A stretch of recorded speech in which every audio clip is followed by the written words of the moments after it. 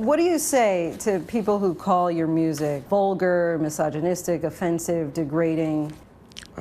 No, if that's what you think about the music, if that's what you categorize it under, then so be it. All those things made me who I am, and I am a very successful man. Please keep looking out for more, because it's coming, baby. Wow, man. Damn. Example, like when I said black culture promotes degeneracy, that's something that everybody knows. Like, you listen to any rap music, like Durk, I listen to Lil Durk all the time. He's rapping about murder all the time. Like, literally all the time. I mean, he's Muslim, and I hope, alhamdulillah, he becomes a better Muslim, but he's rapping about murder constantly. That he knows that will sell more music. He knows that rap beef and like, I'm going to kill you, you're going to kill me. Bro, you're 29 with kids, still talking about like killing other people, and you're going to risk your life over music. Like, everything that hip hop promotes, besides Ye and besides a few like, Christian rap or stuff like that, it's all just drugs, murder. How is this not common sense to everybody in 2023?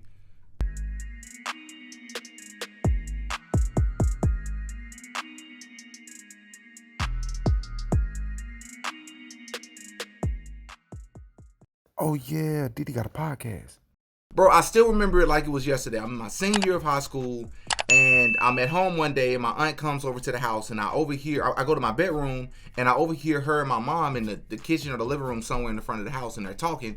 And she's like, man, I'm so proud of DD, and he's about to graduate high school at the top of his class. He's about to move out to college, and he's going to marry him a white woman and live a happy life. And I was like, I just remember listening to her say that, and I remember the first thing I thought was, why do you assume I'm going to marry a white woman?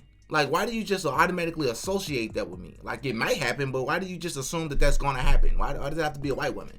Why do you assume I'm going to marry just a good woman, right? That could be a black woman, an Asian woman or something. At the time, I'm like, why do you just assume that? Two, why are you just so comfortable with saying it? And so now, I'm like 16, 17 at the time. So when I heard it, I remember thinking like, now it all makes sense. Because people been telling me at that point, all throughout high school, I hear from different people like, you talk like a white person, or you sound different, or you talk funny. Why do you say your words like that? So fast forward, I end up, graduating high school, top of my class. I move off into move off for college, and I eventually get my bachelor's degree. By that point in time, I had become a public speaker. So when I finally came back to do a public speaking engagement, and I remember some of my little cousins and some friends from the neighborhood, little kids from the neighborhood would say, he talk funny. Why does he talk like that? And for kids, I love to make it a teachable moment. I say, how do I talk funny? Like, what do I sound like? I don't know. You talk like white people. And they don't understand that, they're children. So I'm not blaming children, but I love for them to learn early on that using proper English is not sounding like a white person. And I talked about this early on in my podcast. I've been told many times that I talk white. And this is something that I know a lot of my listeners have heard me say before on the podcast, but there is no such thing as talking white. It's aggravating. Like, I get it that we have these stereotypical ways that we think that a white person talks. But what I have a problem with is when a lot of people try to say that when you sound specifically educated, sounding educated makes you sound white. Yes. And it's like, no, that's not a direct correlation. I know some so-called white people that don't sound anything educated. And also, like, that's also talking down on yourself. You're saying that we don't talk educated. Right. That's not talking like a white person. Right. The next thing is I talked in the last, episode about how when I was in high school, I just automatically associated before I was educated and learned better. But I just automatically assumed that it's not hip hop music unless it has cursing in it, calling women the B word, talking about fornication, talking about doing drugs, selling drugs, shooting people, harming people. Violence. What do you say to people who call your music vulgar, misogynistic, offensive, degrading? No, if that's what you think about the music, if that's what you categorize it under, then so be it. All those things made me who I am, and I am a very successful man. Please keep looking out for more, because it's coming, baby. So your daughter, would you have any problem with her being called a or a hoe? Yeah, if they calling her a hoe, I have a huge problem with that. right? I didn't think it could be hip hop if it wasn't that, you know. But now I'm a little bit more educated. I know about the origin of hip hop and all of that, but still, that's what I associated with hip hop. Well, anyways, this guy named Sneeko was on Adam 22's No Jumper podcast, and this is what he had to say. Example, like when I said black culture promotes degeneracy, that's something that everybody knows. Like, you listen to any rap music, like Durk. I listen to Lil Durk all the time. He's rapping about murder all the time. Like, literally all the time. I mean, he's Muslim, and I hope, alhamdulillah, he becomes a better Muslim, but he's rapping about murder constantly. That he knows that will sell more music. He knows that rap beef and like, I'm going to kill you, you're going to kill me. Bro, you're 29 with kids, still talking about like killing other people, and you're going to risk your life over music. Like, everything that hip hop promotes, besides Ye and besides a few like, you know, Christian rap or stuff like that, it's all just drugs, murder. And we all know that when they talk about we need to protect black culture, this is the number one. This is how you prove that black culture in America promotes degeneracy. Because when a black person becomes more affluent, when they put on a suit, when they get a good job, when they speak correctly, you're speaking white. Yo, why are you talking like a white boy? I'm just speaking English properly. When they talk about keeping black culture black in those affluent areas, like as a lawyer, as a doctor, they mean they want a doctor who's also sagging. They want a doctor who's still banging and throwing up signs. I mean, I agree that there's a lot of stuff within hip hop culture that is kind of negative, for sure. All of it. All of it. Like, you really put me on the spot here to like think about it objectively. What do they promote that's positive? Besides, like in some of their interviews, you listen to like Polo G, for example. He'll go in an interview. I'm like, yeah, man, I like what you're talking about. Like, you're uplifting people, but you listen to the music and I'm like, oh, this is all murder. Everything the man said is common sense. I don't understand how this is a hot take, but if you listen to Adam 22, who's older than Sneeko, he making it sound like it's nuanced and, well, I guess when you put it that way, you put me in the hot seat and, oh, well, I guess it's all about perspective. No, it's not. It's not about perspective, bro. It's degenerate. Our music is degenerate. The reason why in high school I assumed that it couldn't be hip hop unless, you know, it had all those negative things in it is because that's what most of the music is. Yes, there are your exceptions to the rule, you know, but still, nonetheless, most of the music is like that.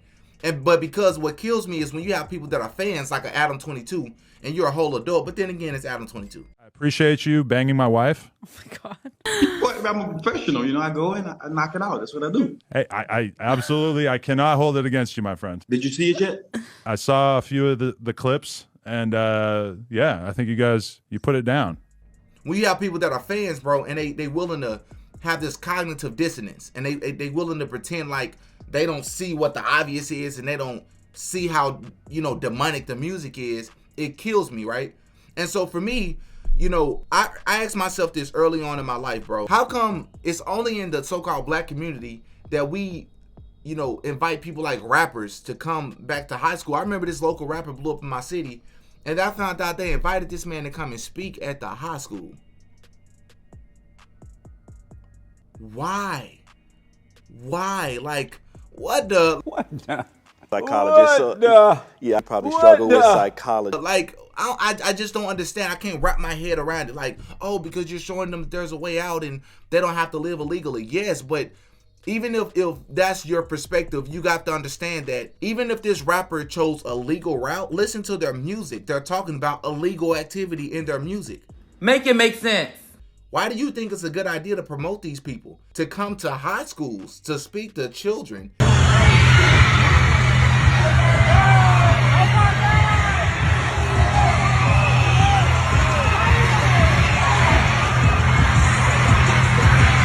So for me, what ended up changing for me, man, was just being real with myself. And by being real with myself, I asked myself honest, objective, common sense questions, right? You know, are these things you've actually thought about if we just being real with ourselves? Why is it only the black community and so-called black culture that values what a rapper has to say on politics? What I'm trying to do is I'm trying to advocate the youth in my community because I feel like there's a serious problem right now in America because that is discouraging our people. Is discouraging us to fight. Go ahead, you got it. Right, we look to these people as leaders when it comes to politics, right? When it comes to society, like the nature of the community. Yeah, Cardi B, get up here and talk with these politicians about society. Yeah, Lil Wayne, get up here and tell us what you think about Black Lives Matter. Yeah, other rappers that promote drug culture and abusing women and profanity and lack of God and what? Yeah, get up here and lead us because we Go ahead, you got it. because we're so desperate for your leadership. We're hungry for it. We're desperate for it. Why? So for me, I know the answer to the question, right? It's because for one, we lack accountability. We don't, and not only do we lack self-accountability, we don't want other people to hold us accountable. If you're a white person and you're saying what's true, then you're racist. If you're a black person and you're saying what's true, then you're a sellout, you're a coon, you're a bootlicker, you're all these things. So if white people can't hold you accountable and black people can't hold you accountable, who's gonna hold you accountable? Bro, we gotta be real with each other.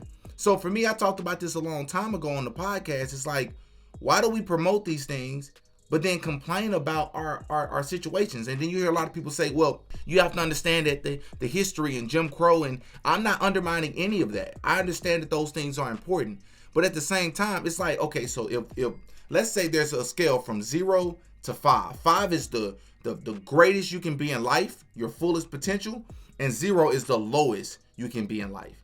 Let's say you believe there's white supremacy, which I'm not denying that there isn't white supremacy, but let's say you say that white supremacy is preventing you from getting to 5, and you're currently at 0.